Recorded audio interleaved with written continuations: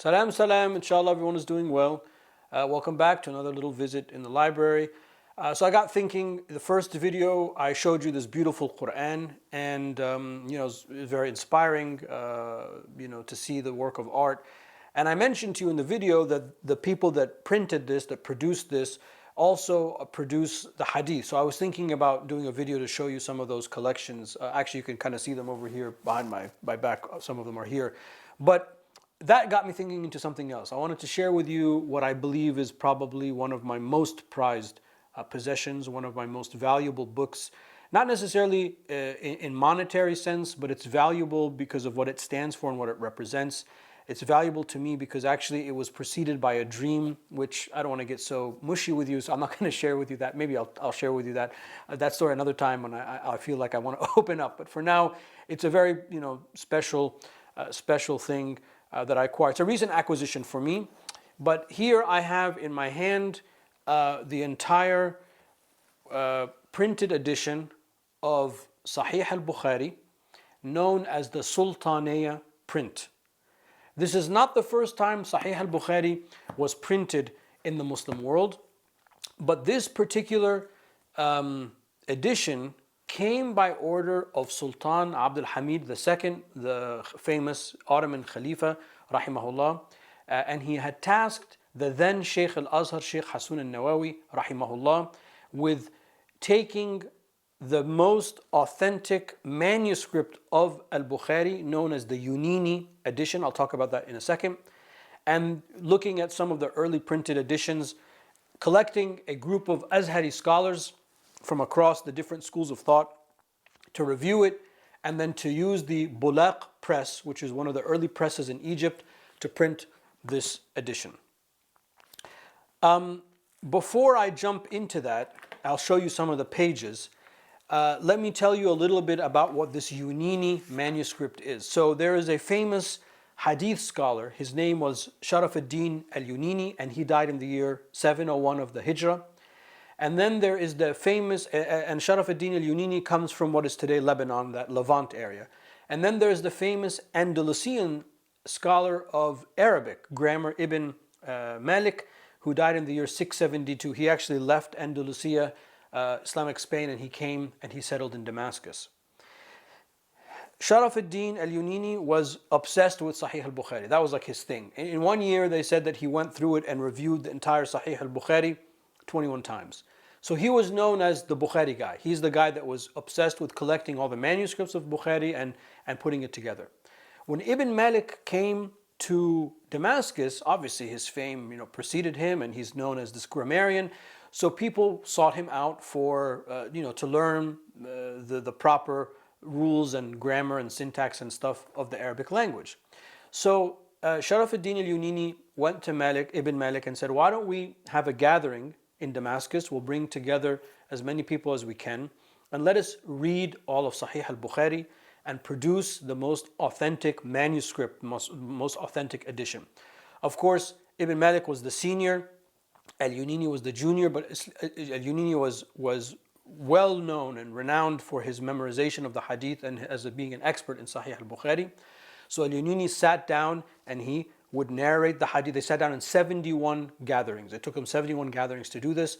Al-Yunini would recite the hadith, and then when they would come to a point of grammar, Ibn Malik would be like, this is the right way to say it, or you can say it this way. So many words have multiple vowels on it, and they would mark by hand in the manuscript the multiple vowels. So when they came to print it, and one of the reasons that this edition is so important is that it carries in the printed edition the multiple vowelation of many of the words that have, there are different opinions of how to correctly pronounce them, whether it's with a dhamma or a fatha or something like that.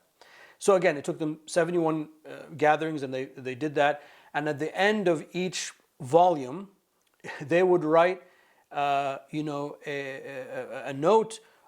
Ibn Malik would say, and I heard all of this the contents of this volume of Sahih al-Bukhari from the very famous, very pious, Sheikh al-Yini. And then al-Yunini said, and I read this to the most knowledgeable and the Sheikh of all of the Arabic language, etc., Ibn Malik, and to see that respect between them. It got me thinking, here's a scholar from the West, a European scholar from Spain, and here's a Levantese scholar, from the Sham area, and they're getting together to produce this most accurate, manuscript copy of al-Bukhari, who is, an Easterner.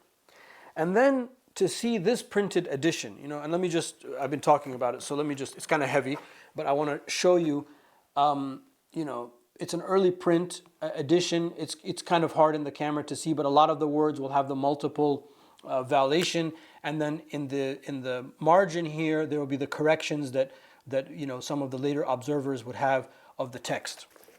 But here is the Ottoman Sultan, Sultan Abdul Hamid II in Istanbul, tasking Sheikh al-Azhar in Cairo.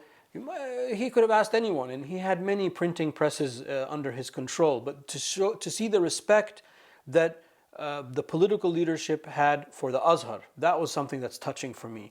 And the other thing is, at this time, this was printed in 1311, 1312, 1313 of the Hijrah. So now if we're in 1445, you're talking about over 130 years ago. So this is from like the 1890s. In the 1890s, Egypt wasn't really, we're Ottoman territory. Egypt was like, we're our own thing. So I also know that this is just a sign of respect. They didn't have to do this. They could have easily done it a different way. And there are two introductions in the first volume from the Sheikh al-Azhar. And what's very interesting, obviously I'm not going to read it to you because it's Sheikh Hasuna's commentary, but what's interesting in the first introduction, he says that we received the manuscripts. So there was the official decree from the Sultan came out in 1311. I think it was in Safar in 1311, and then the manuscript and a representative from the Khilafah, from the Sultan, came to Egypt on the 19th of Ramadan in the year 1312. And what Hasuna says, Sheikh Hasuna says, is I gathered 16 ulama from the Azhar known for their concern and expertise in hadith, and then he lists every single one of them, and every single madhab is representative. So there are Malikis, there's one Hanbali, Sheikh Yusuf al-Nabulsi, Sheikh Asad al-Hanabila. He is the Sheikh of the Hanbali madhab. And so there's quite a bit of Malikis, and there are a few Shafi'is, and of course Hanafis, and Sheikh Hasuna himself, rahimahullah, I believe he was an Hanafi, doesn't he say that? Yeah. Because he signs it, Al-Faqir Hasun al-Nawawi al-Hanafi, Khadim al-Ilm al-Fuqara bil-Azhar. He's like the impoverished one, Hasun al-Nawawi, the Hanafi, who is the servant of knowledge and those who are impoverished in the Azhar. Obviously Sheikh al-Azhar, but he sees it as he's in service. And just to see this thing, this copy brought all these people together across the Muslim world. All of this to service this one book, Sahih al-Bukhari. And I thought it was very beautiful. Of course, when Hasun al-Nawawi talks about the Sultan, all of these honorifics, and he's the Ghazi and he's the Mujahid, and may Allah Ta'ala allow his kingdom to last, and he is the representative of the Prophet ﷺ, all of this respect, even though the world was falling apart around them at the time, the 1890s, and then the early 1900s. Of course, that led to the Great War, World War I, in which the Ottomans are defeated, and then ultimately in March of 1924, the Ottoman Empire ceases to be. But this is like a testament, as its manuscript, before it was a testament to the cooperation of the Muslim world. This, production itself is a cooperation. There are a lot of things I wanted to say about it. I mean, as I said, these are not scripted sessions, but this is very hard to find. I mean, as a student, I always knew the Sultaniyya edition of the Bukhari. I've seen a facsimile of it. I have a facsimile of it, and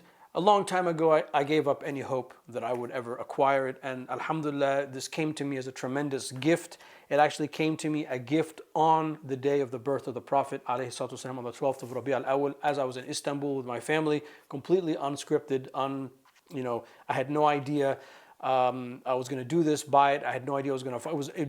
I literally fell off my chair when I saw it, and the man who sold me this was so, I think, moved by my excitement. I mean, I was just genuinely. I mean, I was, even as I'm telling you the story, I was overwhelmed with feeling and emotion. He gave it to me, and he said, "You can pay me later." He said, "You can wire me the money when you go back home." And I said, "I can't accept something of this value, because there are these two huge, beautifully bound, Ottoman bound, has this like flap. You open the front cover, and then there's this flap, protective flap." And he said, "Anybody who honors this book, I trust." And again, here it is, an American Egyptian, traveling with his family in modern day Turkey and Istanbul, and here's this bookseller, and that kind of trust, again, because of the Bukhari. And that's what that book means for us. It is a collection of hadith, okay? It's a collection of over 7,000 hadith, over 7,500 hadith actually. And it is the most authentic book after the Quran, as we say. But what Bukhari means is it's a project. It's a project that belongs to the entire Ummah of Muslims. So all Muslims, all over the place, all the time, throughout the ages, have done something to preserve it, work at it, in this case print it, hopefully in my case preserve this copy and its history to be able to convey it to you, the importance of what this print represents. So anyway, I had a really crummy day yesterday, and I was trying to cheer myself up. So I was like, I know what will cheer me up when I get to look at my Sultaniyya or Yini printed edition. And I read the introduction, and I was like, you know what? I want to share it with you guys. I hope it inspires you the way it inspires me. I'll talk to you soon. Be well. Assalamu alaikum wa rahmatullah.